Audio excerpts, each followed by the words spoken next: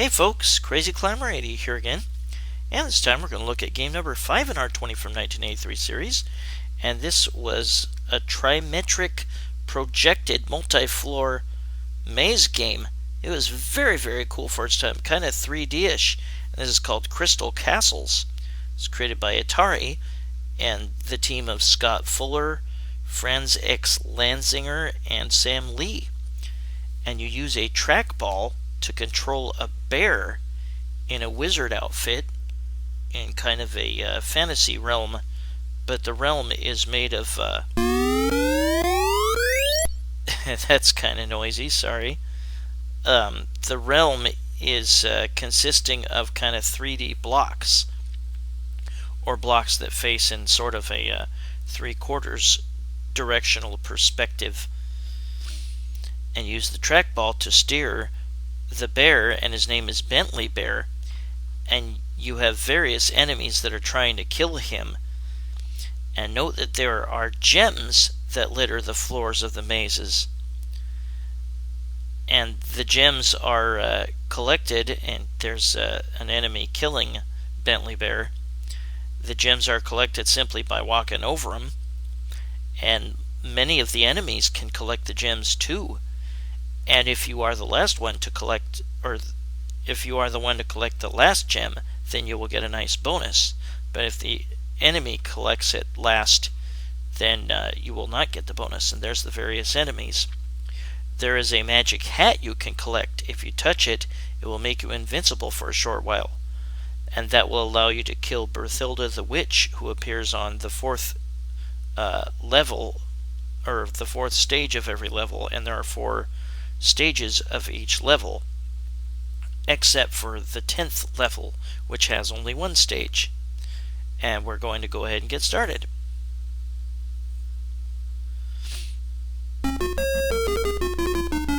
And the first enemies you face off against are bowling balls, or they look like bowling balls with faces. It takes a while to get used to the trackball, because Bentley Bear will only face in diagonal directions. And now we have these trees that are the enemies, and the trees can be jumped over, and that will freeze them for a short while. That's interesting to know. There are a couple enemies where you can do that. You can freeze the enemies for just a short time when you jump over them. There will be a pot of honey that Bentley Bear can collect for points. It's like 1,000 points, I think. But there will be a swarm of bees that try to protect it. And now we have these caterpillar type guys, or centipede type guys, and they will eat the gems, and a gem will pass through them, pass through their, I guess, alimentary canal. But while it does pass through them, then you can run over them and kill them. We're going to grab that wizard hat. And there's a swarm of bees that tries to sometimes protects a pot of honey, or sometimes just lands in a certain area if you take too long. That swarm of bees cannot be killed, and it will follow your movements. And if you take a really long time, then it'll start to land where you're standing. And that's what's going to happen here. Yikes, get the hell out of here. And there will be little elevators you can take. Oh man, I just got the level beaten in time. But there's names for a lot of these stages, and here's the first Berthilda area. It's called Berthilda's Castle. There are little black doors that you can sometimes go into, and you'll only see like a little silhouette of yourself. And the same thing can be true for the enemies. They can go in those too, but you can hardly see them in there. And they can still kill you inside that door. And there I killed Berthilda, and Berthilda's like 3,000 points. And there's that stupid swarm. Now on this stage, you want to ride the elevator to the highest tower and take out those gems first. because the swarm of bees likes to land there. And now we go to level 2. There are various warps in this game that let you go further in this game and give you a big bonus and maybe some extra lives as well. This game has a lot of cool elements to it, but man oh man, the controls can be frustrating, even with a trackball. And note that there is a tree hiding inside one of those doors at the northeast corner. And when you emerge past that door, he will come out and come after you.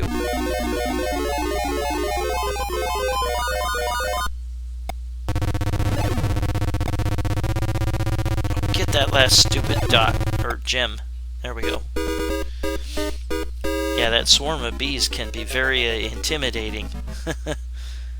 I remember playing this in 7-Eleven when it was brand new, and that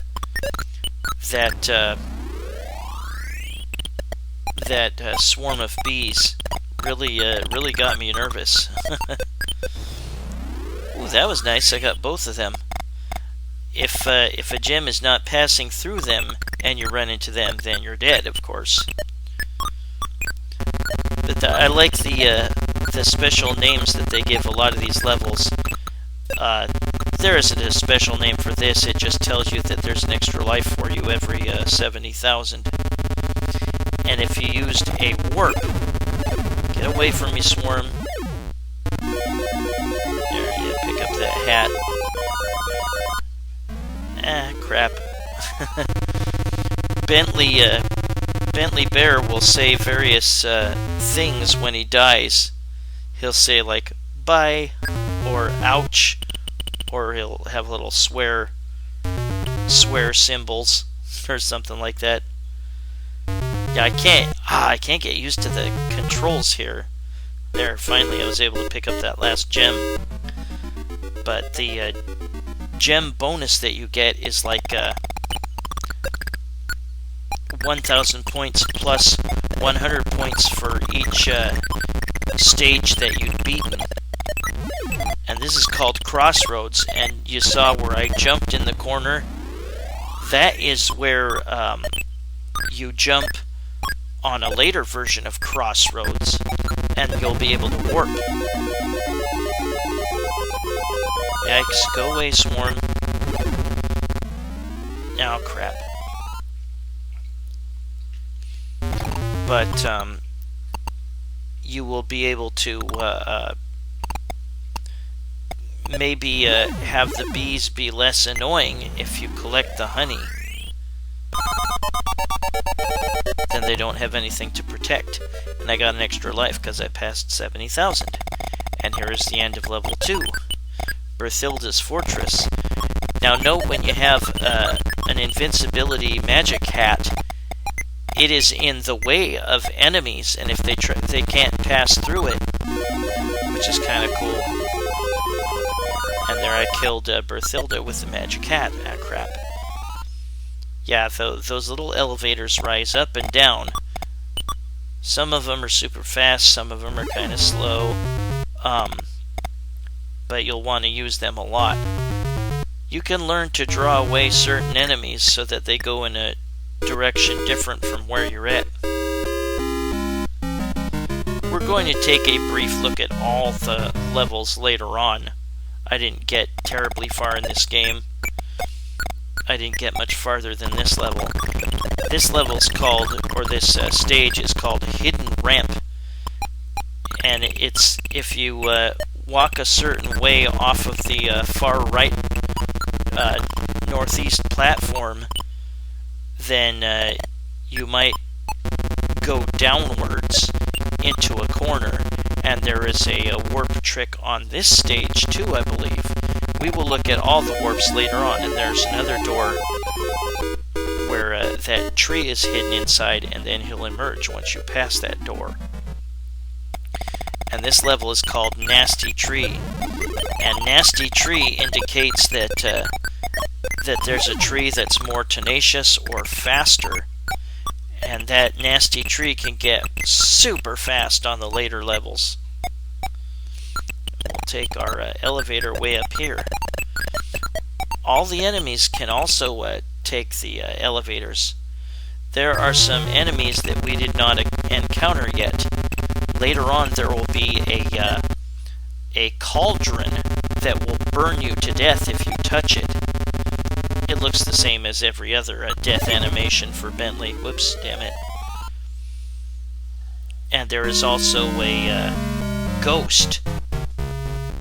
The ghost and the skeleton from that we saw earlier on the Doomsday, or the Dome stage, both move very slowly and are easily avoided.